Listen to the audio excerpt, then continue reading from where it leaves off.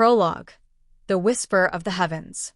Long before the sandals of the Magi touched the shifting sands of the Arabian desert, the heavens had already begun to speak. The ancient world was a tapestry of iron and blood, ruled by empires that measured their greatness by the lands they conquered and the monuments they built. In Rome, Caesar Augustus decreed that all the world should be taxed. In Judea, the paranoid and cruel King Herod gripped his throne with white-knuckled terror, fearful of any who might challenge his earthly dominion. Yet, far to the east, beyond the reach of Roman legions and Herodian spies, a different kind of vigil was being kept. The sky, a vast dome of midnight blue, was not just a canopy, it was a canvas of prophecy. Ancient scrolls, passed down through generations of scholars, mystics, and stargazers, spoke of a cosmic anomaly, a light that would herald the birth of a king whose reign would not be measured in years, but in eternity. This is the story of three seekers, separated by geography and culture, but united by a singular, burning truth in the night sky. They were men of wealth, intellect, and profound spiritual hunger. They were the wise men, and their journey would culminate in the presentation of the most sacred gifts ever bestowed upon a child. Chapter 1. Melchior and the Burden of Gold. In the opulent, sun-baked city of Babylon, Melchior, the eldest of the Magi, sat in his observatory. His beard was as white as the moon, his eyes heavy with the weight of decades spent seeking meaning in the movement of the planets. He was a scholar of kings, a man who had advised monarchs and seen empires rise and fall like the tides of the Euphrates. For years, Melchior had felt a growing emptiness. He possessed immense wealth and knowledge, yet the world felt fractured. He knew that worldly kings were flawed, driven by ego and greed. He longed for the King of Righteousness, the sovereign foretold in the ancient Hebrew texts he had studied from the Jewish diaspora in Babylon. One clear, breathless night, it appeared. A star, brilliant and pulsating with a light that seemed to sing through the silence of the cosmos. It was a new celestial body, resting in a constellation that spoke unequivocally of Judea. Melchior knew instantly. The king had been born. He descended into his vaults, passing rows of jewels and precious silks. He bypassed them all and went to a simple, heavy chest. Inside lay bars of the purest gold, refined in the hottest fires. Gold was the universal symbol of royalty, of endurance, of earthly sovereignty. But this gold was different. It was not meant for a treasury, but for an altar. "I will bring him gold," Melchior whispered, his voice trembling with a newfound youth. "For he is the King of Kings, and his kingdom shall have no end." Chapter 2. Caspar and the Smoke of the Divine. Hundreds of miles away, in the mountainous regions of Persia, Caspar stood upon a high terrace. He was a man in the prime of his life, an astronomer and a priest of the ancient Zoroastrian faith, attuned to the eternal battle between light and darkness. Caspar sought the divine. He believed that the ultimate truth of the universe was not found in earthly power, but in spiritual purity. When the great star ignited the western horizon, Caspar felt its light pierce his very soul. It was not merely a physical phenomenon, it was a spiritual beacon, a tear in the veil between heaven and earth. It signaled the arrival of the divine stepping into the realm of the mortal. Caspar prepared his caravan. He did not seek riches from his stores, but something far more precious to his people. From the sealed alabaster jars in his sanctuary, he brought forth frankincense.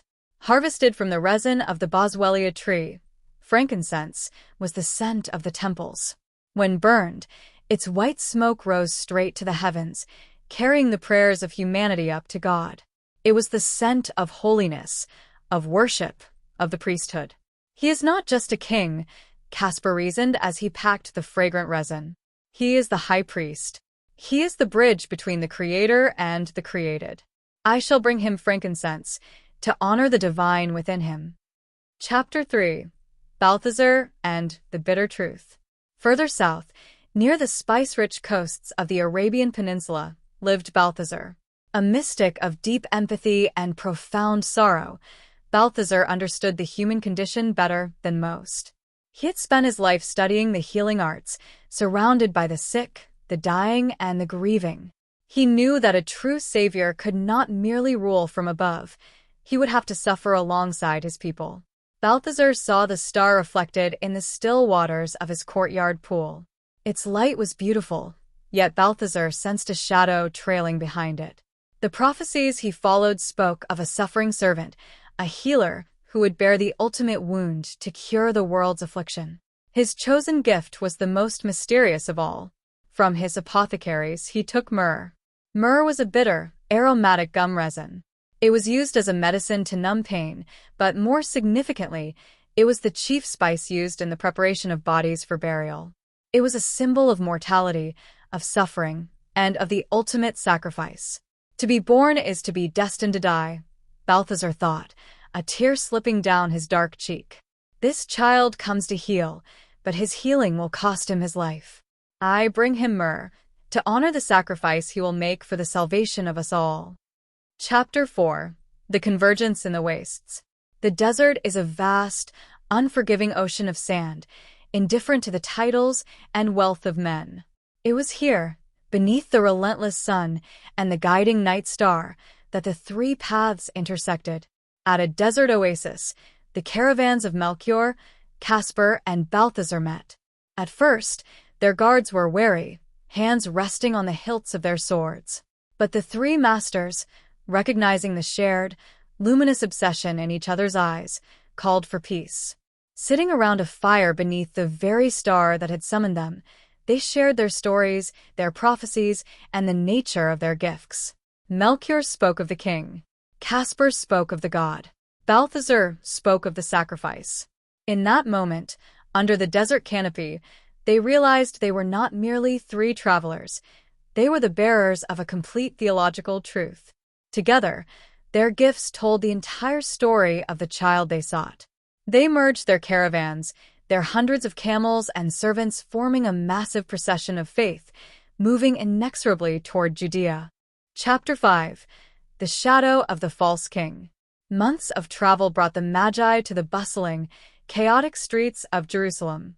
It was the capital of Judea, the logical place to find a newborn king.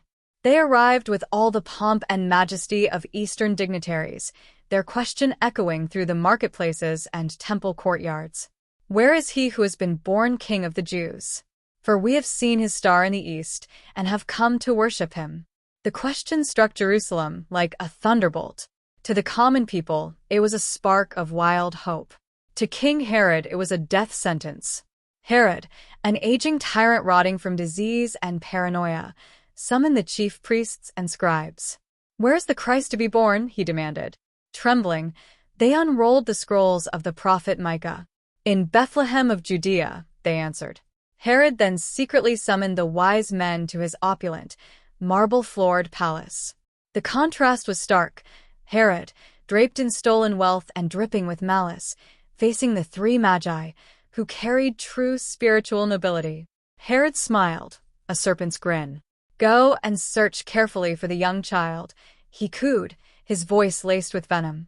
"And when you have found him, bring back word to me, that I may come and worship him also." The Magi, though wise, were men of honor and initially took the king at his word. They bowed and took their leave, eager to complete the final leg of their long journey. Chapter 6. The Light Rests. As they left the suffocating walls of Jerusalem, a profound joy overtook them. The star, which had been obscured by the glaring lights of the city, suddenly reappeared in the velvet night. It seemed to blaze with renewed intensity, moving ahead of them like a loyal guide. They followed it south, away from the palaces and fortresses, down into the rolling, rocky hills of Bethlehem. It was a minor town, a place of shepherds and humble folk. The contrast was not lost on Melchior, Caspar, and Balthazar. The king of the universe had bypassed the marble halls of power to make his entrance in obscurity. The star finally stopped. It hung low over a simple structure, not a palace, not an inn, but a dwelling that offered shelter to animals. The light poured down like liquid silver, illuminating the rough-hewn wood and the dusty ground. The journey of 1,000 miles, across deserts and mountains, through doubt and exhaustion, ended at a stable door. Chapter 7. The Sacred Gifts. The Magi dismounted. They ordered their guards and servants to remain back. This was a moment of profound intimacy. Dusting off their magnificent robes, adjusting their crowns of scholarship and nobility, the three men approached the threshold. Inside, the air smelled of hay, earth, and the faint, sweet scent of a newborn. A young woman, Mary, sat with quiet dignity, her face glowing with a maternal love that transcended her exhaustion. Beside her stood Joseph, a silent, protective guardian, his calloused hands a testament to hard labor. And there, in a feeding trough lined with straw, lay the child. He was small, fragile, and utterly unremarkable in appearance, yet the atmosphere in the room was thick with divine presence. Melchior, Caspar, and Balthazar, men who commanded the respect of empires, fell to their knees on the dirt floor. The wealth of their garments looked suddenly absurd against the supreme humility of the scene. With trembling hands, they brought forward their treasures. The gift of gold. Melchior crawled forward, bowing his white head to the earth. He opened his chest, the gold catching the dim light of the oil lamps. "For the king," he whispered. "May your reign bring justice to the oppressed, and may your throne endure forever. You are the sovereign of my heart." The gift of frankincense. Caspar approached next, his eyes welling with tears as he looked upon the face of the infant. He presented the alabaster jar. "For the divine," he breathed. "You are the Word made flesh, the bridge over the great chasm. May this sweet smoke rise as a testament to your holiness. You are God with us." The gift of myrrh. Finally, Balthazar stepped forward. His heart was heavy, yet filled with a strange, peaceful resolve. He placed the dark, bitter resin at the foot of the manger. "For the Savior," he said softly, his voice breaking. "For the pain you will endure, for the tears you will shed, and for the death you will conquer. Your sacrifice will heal the world." Mary watched them, her heart storing up these actions, pondering them deeply. She did not fully understand the vast theological weight of the gifts, but she understood the love and reverence with which they were given. Chapter 8. The Dream and the Departure. The wise men lingered in Bethlehem, their souls replenished, their lifelong quests fulfilled. They prepared to return to Jerusalem the next morning to bring the joyful news to King Herod, as they had promised. But the divine, having guided them by a star, now spoke to them in the shadows of sleep. That night, all three men shared the same vivid, terrifying dream. They saw the serpentine smile of Herod dissolve into a mask of pure slaughter. They heard the wailing of mothers and saw the glint of Roman steel. The message was clear and undeniable. Herod seeks the child to destroy him. Do not return to him. They awoke before dawn, the urgency of the warning vibrating in their bones. They knew the danger they were in, but their primary concern was the safety of the Holy Family. Before leaving, they left the bulk of their wealth with Joseph, provisions that would soon fund a desperate flight into Egypt. Quietly, under the cover of darkness, the grand caravan altered its course. They bypassed Jerusalem entirely, charting a new, treacherous route back to their eastern homelands. They left as different men. They had arrived seeking an earthly conqueror. They left having found a spiritual redeemer. They had brought gifts to enrich a king, but they left carrying a treasure far greater within their own souls, the light of the newborn Christ. Epilogue. The enduring fragrance. The gold was spent to save the child from the sword of Herod, funding a family's survival as refugees in Egypt. The frankincense was burned in quiet moments of prayer, a reminder to Mary and Joseph of the divine nature of the boy they were raising in a carpenter's home. And the myrrh, decades later, would be carried by grieving women to a stone tomb outside Jerusalem to anoint the broken body of a king who wore a crown of thorns, a body that would not remain in the tomb to see corruption. The wise men eventually faded back into the mists of the East. History forgot their exact names, their lineages, and the dates of their deaths. But the world never forgot their journey. Every year, as winter settles over the earth and the nights grow long, Humanity remembers the scholars who looked up at the darkness and dared to follow the light. The story of Melchior, Caspar, and Balthazar remains a testament to the fact that true wisdom is not found in the accumulation of worldly power, but in the humility to kneel before the sacred. Their gifts of gold, frankincense, and myrrh continue to echo through the centuries, a timeless declaration of the King who reigns in love, the God who dwells among us, and the Savior who gave everything to bring us home.